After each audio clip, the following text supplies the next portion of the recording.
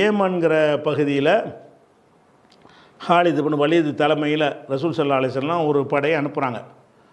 அவங்க என்ன செய்கிறாங்கன்னா, ஏமனை வெற்றி கொண்டுறாங்க. ஏமனை ஹாலித் இப்னு வலீத் அவர்கள் என்ன செய்கிறாங்க, ஜெயிச்சிடுறாங்க.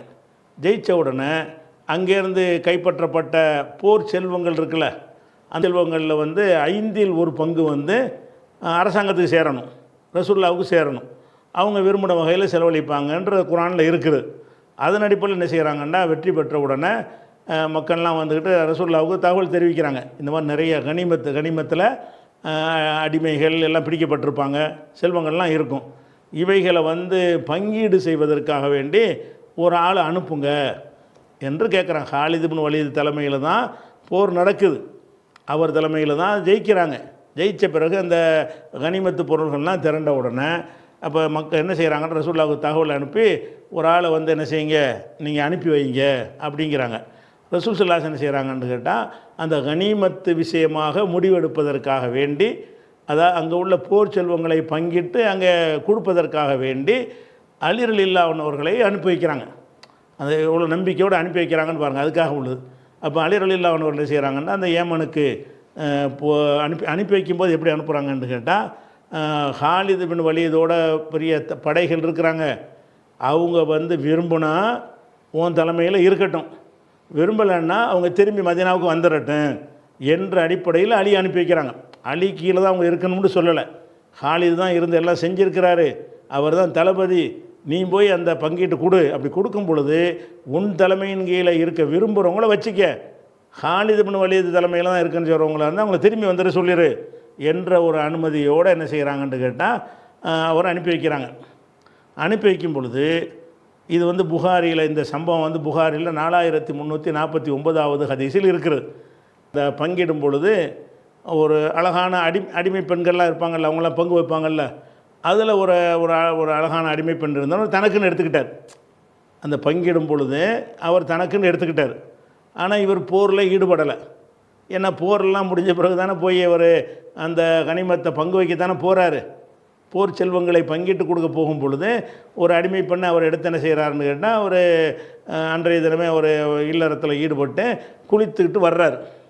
அப்போ என்ன செய்கிறாங்கன்னா, அதை மக்கள்லாம் கேள்வி கேட்குறாங்க, இது எப்படி அது நீங்கள் பங்கு வைக்க முன்னாடி நீங்கள் வாட்டுக்கு எடுத்துக்கிட்டீங்களே எப்படி, அந்த மாதிரி என்ன செய்கிறாங்கன்னு கேட்டால் அதை கேள்வியாக கேட்குறாங்க.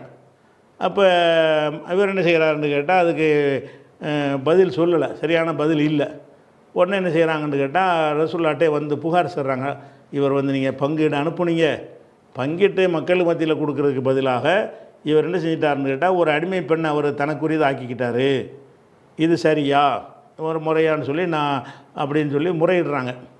அப்போ இதை பற்றி என்ன செய்கிறாங்கன்னா, ரசூல் ஸல்லல்லாஹு அலைஹி வஸல்லம் அவர்கிட்ட கேட்குறாங்க, ஏப்பா நீ இதுக்காக வேண்டி அலியை நீ வெறுக்கிறியான்னு கேட்குறாங்க. அவர் என்ன செய்கிறார், ஆமாம் நான் வெறுக்கத்தான் செய்கிறேன், ஏன்னா நீங்கள் கனிமத்து போர் செல்வங்களை பங்கிடுவதற்கு அவர் அனுப்புகிறீங்க, அவர் பங்கிட்டு கொடுக்கும்போது அவர் தனக்கு உரியதுன்னு அவர் சிலதை எடுத்துக்கொள்கிறாரு, அப்படி எடுத்துக்கொள்வாரே ஆனால் அது நாங்கள் வெறுக்கத்தானே செய்வோம், இது அகமதில் வரக்கூடிய ஹதீஸ் அப்படின்ற உடனே அப்போ ரசூல் ஸல்லல்லாஹு அலைஹி வஸல்லம் சொல்லுவாங்க, அதாவது கனிமத்து பொருள்களை போரில் ஈடுபட்டவங்களுக்கு தான் கொடுக்கணும் என்பதில் மாற்று கருத்து கிடையாது.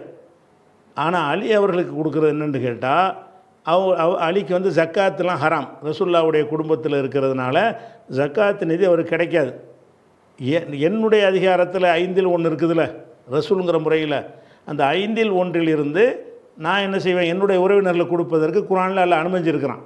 அந்த அடிப்படையில் அவருக்கு என்னுடைய குடும்பத்தை சேர்ந்தவர் என்ற காரணத்தினால, என்னுடைய அதிகாரத்தில் உள்ளதுங்கிற ஒரு காரணத்தினால அவருக்கு எடுத்துக்கொண்டதை விட அதிகமாக அவருக்கு கிடைக்கும் என்று ரசூல் ஸல்லல்லாஹு அலைஹி வஸல்லம் குறை சொல்ல வேண்டிய தேவையில்லை. ஏன்னு கேட்டால் நீ என்ன பார்க்கணும்னு கேட்டால், அலி அதில் கலந்து கொள்ளாட்டாலும் போர்க்களத்தில் கிடைக்கும் செல்வங்களில் 20% ரசூல் ஸல்லல்லாஹு அலைஹி வஸல்லத்துக்கு கொடுக்கப்படணும், ஜனாதிபதிக்கு.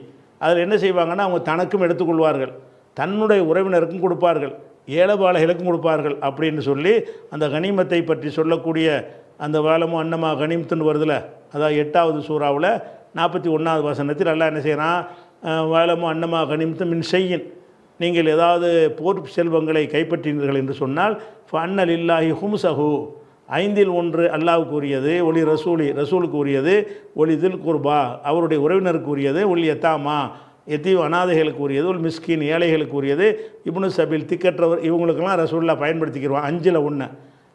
அதாவது 80% போரில் ஈடுபட்டவங்களுக்கு, 20% ரசூலுல்லாஹ் கண்ட்ரோலில் போயிடும். ரசூலுல்லாஹ் எதுக்கெல்லாம் செலவழிக்கலான்னு கேட்டால், தன தேவைக்கு எடுத்துக்கொள்ளலாம், தன்னுடைய சொந்தக்காரங்களுக்கு எடுத்துக்கொள்ளலாம், அனாதைகள் ஏழைகள் அந்த மாதிரி பொது விஷயங்களுக்கும் அதை எடுத்துக்கொள்ளலாம் என்று சொல்லி 8வது சூறாவில் 41வது வசனத்தில் நல்லா சொல்லி காட்டுகிறான். அதை ரசூலுல்லாஹ் என்ன செய்கிறாங்கன்னு கேட்டால், நீ அவரை கோவிக்காதப்பா, 5ல் 1 எனக்கு உரியது இருக்குல்ல, அவர் என் சொந்தக்காரர் தானே, சொந்தக்காரர் கிடைக்க பங்கு இருக்குல்ல, அதில் நான் கொடுக்குறத விட கம்மியாக தான் இருக்குது, அதனால் நீ தப்பாக எடுத்துக்கிறாத.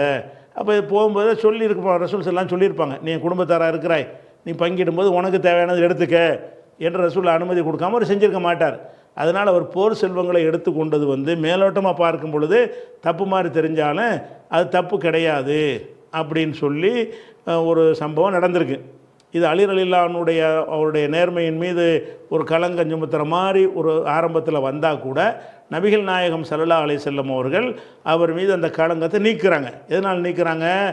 அவர் என் குடும்பத்து ஆள், என் உறவினர், என் உறவினருக்கு கனிமத்து பொருளில் அந்த 5ல் 1 எனக்கு என் பொறுப்பில் வரும்ல, அதுலேருந்து கொடுக்கலாம்ல, அந்த வகையை சேர்ந்ததுன்னு எடுத்துக்கிறங்க அப்படின்னோடனே நான் அதுக்கு பிறகு நான் அலியை வெறுக்கலைன்னு அவர் சொல்கிறார். இது முஸ்னத் அஹ்மதில் வரக்கூடிய செய்தி. இதில் என்ன செய்கிறாருன்னு கேட்டால், இது வரைக்கும் இந்த விஷயம் முடிஞ்சிருச்சு.